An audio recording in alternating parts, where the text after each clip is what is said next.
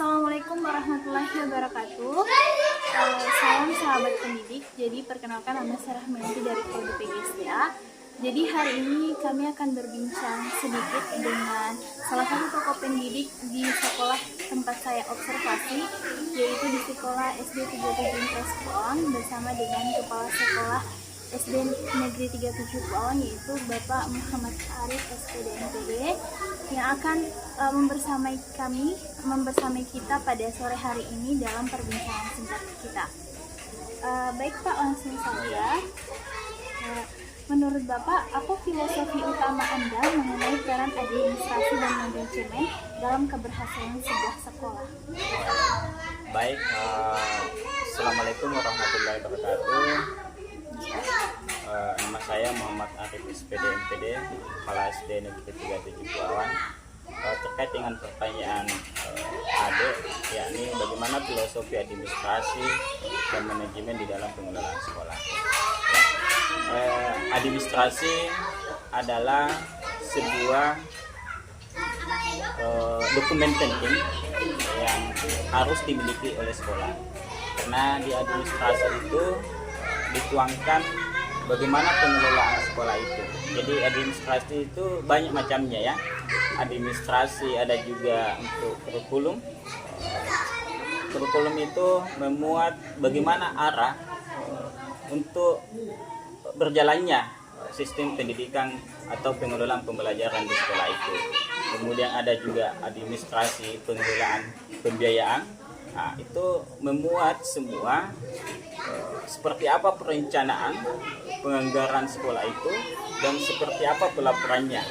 Tentunya pelaporannya berdasarkan hasil pelaksanaan yang telah direncanakan tadi. Jadi kemudian manajemen adalah sebuah tata kelola ya, mengatur ya, manajemen mengelola. Jadi di dalam mengelola itu tentunya kita harus punya perencanaan, kemudian pelaksanaan, kemudian monitoring dan evaluasi, serta tindak lanjut. 4 hal itu tidak boleh terpisahkan di dalam sebuah kata manajemen. Jadi sangat erat kaitannya administrasi dan manajemen, tidak bisa terpisahkan untuk mengelola satuan pendidikan. Baik, jadi menurut Bapak peran administrasi dan manajemen sekolah itu sangat penting ya Pak untuk mendukung keberlangsungan sekolah. Baik, selanjutnya berdasarkan pengalaman Bapak, apa tantangan terbesar yang dihadapi oleh sekolah-sekolah di era ini dalam hal tata kelola, administrasi dan manajemen sekolah? Apa tantangan terbesar sesuai dengan pengalaman Bapak? Oh iya. Kalau tantangannya, kebetulan SD 37 Puawan ini salah satu sekolah yang berada ya, agak jauh dari kota ya, mungkin sekitar kurang lebih 10 km dari pusat kota kabupaten. Namun kemudian kondisi geografisnya tidak terlalu mendukung, karena dalam pengelolaan administrasi di era digital ini ada 2 bentuk ya, administrasi manual dan administrasi digital ya. Nah, digitalnya ini yang terkendala karena kita harus membutuhkan jaringan, sedangkan di Satuan Pendidikan SD Negeri 37 Puawan ini kurang maksimal jaringannya, sehingga membutuhkan waktu. Teman-teman harus ke kota untuk mengelola administrasi dalam tata kelola daring. Kemudian untuk tata kelola administrasi manual, alhamdulillah untuk tahun ini SD 37 Puawan mendapatkan 2 tenaga administrasi yang akan membantu kepala sekolah dalam menyelesaikan administrasi sekolah, baik itu data peserta didik, data tenaga pendidik, kemudian data sekolah lainnya, sehingga dibutuhkan manajemen lagi. Sejauh mana kemampuan kepala sekolah mengelola sumber daya manusia yang ada dengan memberikan tugas dan fungsinya kepada teman-teman sesuai dengan kompetensi yang dimiliki. Jadi ada tata kelola sumber daya manusia di dalam pengelolaan manajemen administrasi itu. Berarti dalam tata kelola administrasi itu di SD 37 Puawan terbagi atas 2. Yang pertama ada yang manual dan salah satu tantangan terbesarnya itu di bagian digital. Selanjutnya, dalam konteks manajemen sekolah yang efektif, bagaimana strategi Bapak memastikan sumber daya manusia baik secara guru ataupun staf dikelola, dikembangkan dan ditempatkan secara optimal? Oh ya,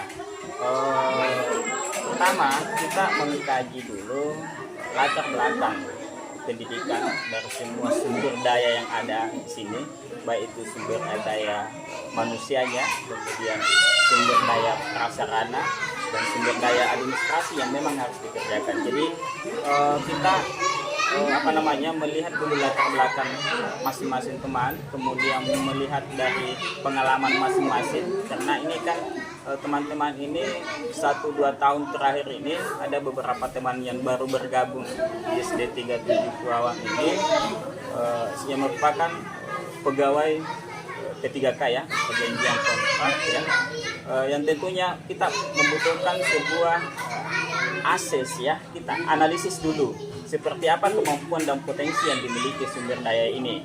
Kemudian setelah kita memahami sumber daya ini, kemudian kita lihat beban kerja yang harus dibutuhkan, maka kita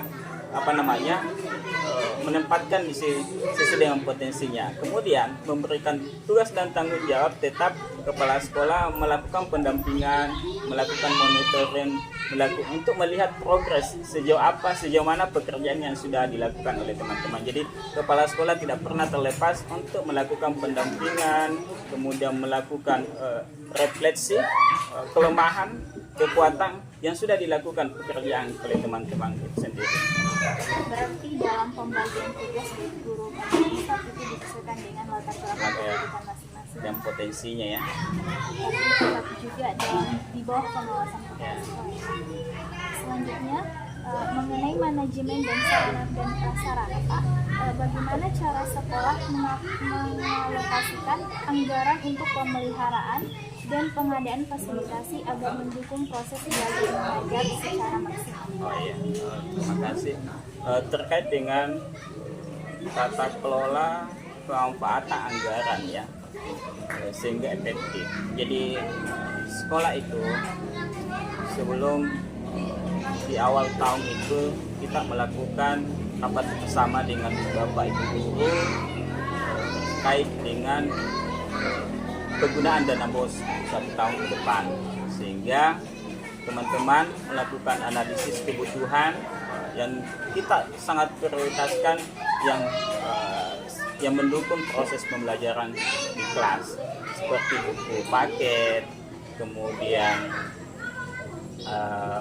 sarana ATK, kemudian alat-alat peraga yang menunjang pembelajaran di teman-teman yang akan dilakukan di kelas.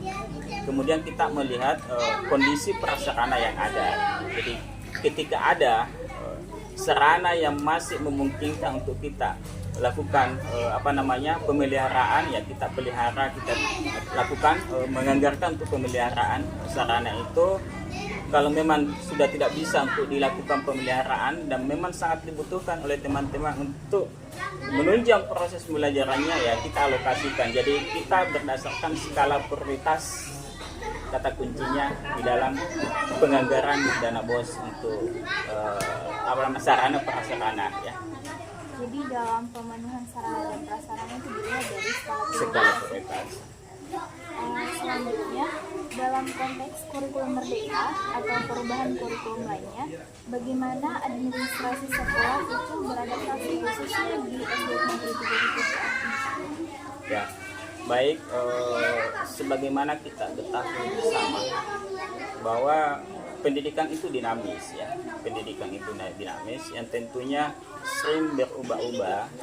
Nah, di sini kita dorong teman-teman yang ada di sekolah untuk terus update atas perkembangan perubahan pendidikan itu ya, baik itu pendekatan maupun kurikulum atau metode yang bisa menunjang kualitas hasil belajar peserta didik. Dalam konteks kurikulum merdeka, sebagaimana kita pahami bahwa kurikulum merdeka itu memberikan kewenangan sepenuhnya oleh guru untuk mengelola kelasnya.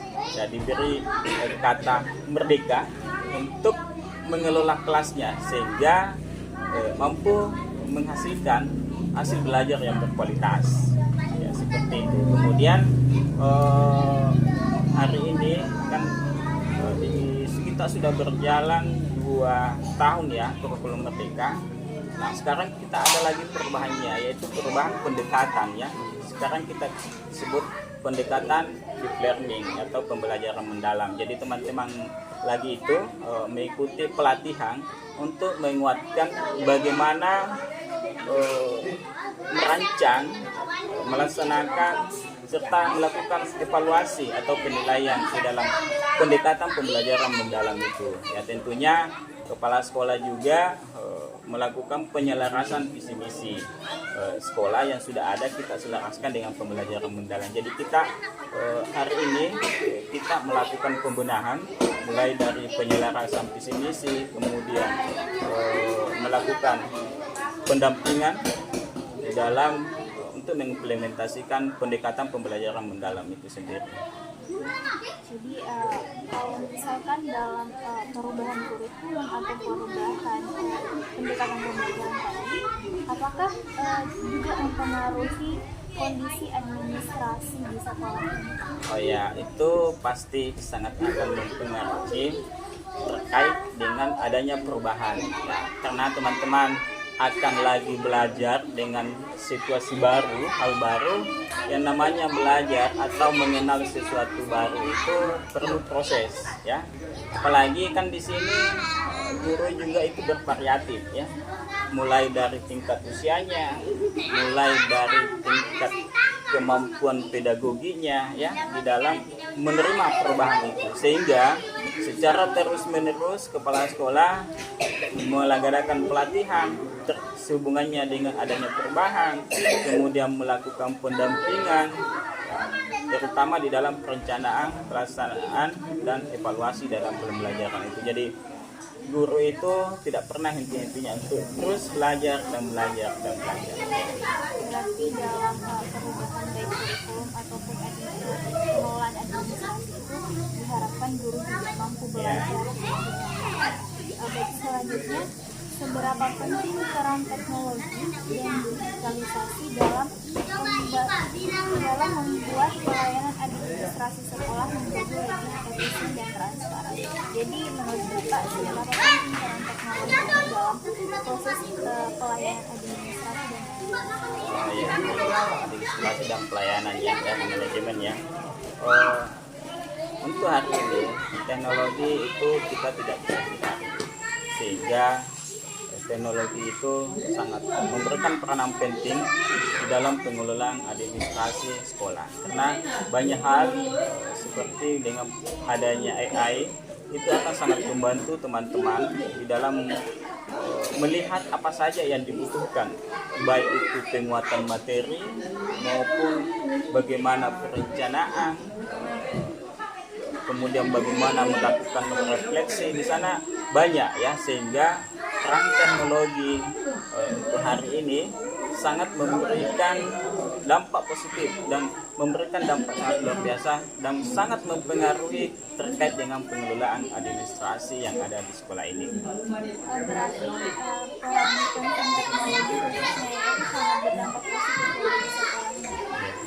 Baik, selanjutnya, apa indikator utama yang Bapak gunakan untuk mengukur keberhasilan manajemen sekolah secara keseluruhan selain dari nilai akademik? Jadi dampak manajemen ya secara keseluruhan, setiap program kegiatan atau setiap kegiatan itu tidak bisa terlepas dari sebuah rangka manajemen. Contoh misalnya, ketika di dalam penerimaan peserta didik baru, ilmu manajemen itu dibutuhkan di sana. Karena yang pertama, kalau kita mau mengadakan, artinya tiba saatnya tahun ajaran, kita akan membentuk panitia. Nah, konsep manajemennya tidak hadir. Bagaimana perencanaan untuk penerimaan siswa baru? Setelah panitia terbentuk, maka panitia ini yang sudah terbentuk melaksanakan pekerjaan, maka terlaksanalah dari sebuah perencanaan implementasi ya. Kemudian setelah berjalan penerimaan siswa baru ini dan panitia yang sudah terbentuk ini bekerja, tentunya akan ada kendala ya, baik itu kelemahan maupun kekuatan. Maka di situ perlu seorang kepala sekolah hadir untuk melihat seperti apa kendala-kendala itu. Di sana yang disebut monitoring. Ya, kemudian setelah kita melakukan refleksi itu adalah evaluasi, maka dia lakukan tindak lanjut untuk memperbaiki dari sebuah kendala-kendala tadi. Jadi ilmu manajemen itu tidak bisa terlepaskan dalam kehidupan di satuan pendidikan, baik itu program PPDB, kegiatan eskul seperti ini, selalu ilmu manajemen melekat di dalamnya untuk mengelola sekolah itu. Kemudian selanjutnya, bagaimana gaya kepemimpinan yang Bapak terapkan sebagai kepala sekolah untuk mengatasi dan memastikan bahwa seluruh tim administrasi dan guru memiliki visi yang selaras dengan tujuan sekolah. Oh iya, jadi yang harus dilakukan oleh kepala sekolah, visi misi itu bukan milik kepala sekolah, akan tetapi milik semua warga sekolah. Olehnya itu, di dalam penyusunan visi misi itu kita libatkan semua, meminta pendapat, memberikan masukan, kemudian melakukan analisis secara bersama dengan satuan pendidikan kita ini. Sehingga ketika semua warga sekolah dilibatkan di dalam penyusunan visi misi itu merasa memiliki, ya, ketika rasa itu sudah melekat dalam dirinya masing-masing, maka semua warga sekolah akan bertanggung jawab untuk melaksanakannya. Jadi pada intinya kita melibatkan semua warga sekolah untuk menyusun visi misi itu, kemudian bagaimana meletakkan visi misi itu menjadi melekat di dirinya masing-masing. Kemudian saya sudah buat ada di sana visi misi, ada juga rencana di sana di ruang guru, sehingga di sudut-sudut itu terlihat semua visi misi, sehingga visi misi itu tidak menjadi barang asing di lingkungan sekolah.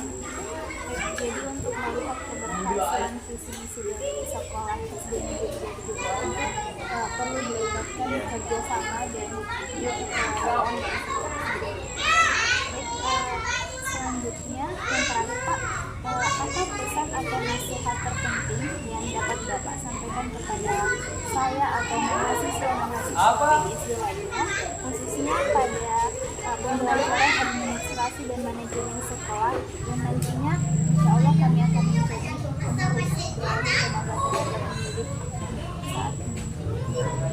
Ya, baik.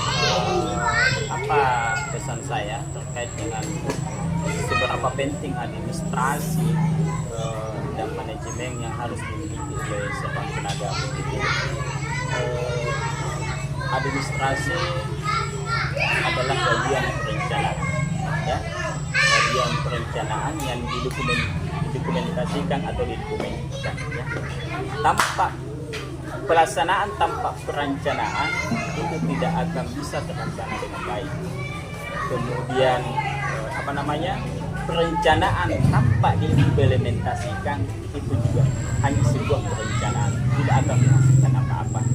Olehnya itu sangat penting dimiliki oleh seorang calon guru, ya. Kemudian yang kedua, seberapa penting manajemen ilmu manajemen itu yang harus dimiliki oleh seorang guru. Manajemen guru adalah pemimpin pembelajar kelas. Dia akan memimpin satu kelas itu. Di dalam mengelola kelas itu tentunya memiliki ilmu tata kelola, ya. Kalau ya tata kelola manusia, ya, pada peserta didiknya. Kemudian untuk mengelola manusia punya strategi, ya. Sehingga sangat penting juga ilmu manajemen ini dimiliki oleh seorang calon guru, karena dia adalah menjadi pemimpin di kelas. Kepemimpinan dan manajemen tidak bisa terpisahkan. Manajemen adalah alat untuk mengelola, kepemimpinan adalah sebuah keteladanan, ya, yang harus ditunjukkan di dalam mengelola. Bapak punya harapan kepada pemerintah agar dapat mendukung keberhasilan manajemen dan administrasi.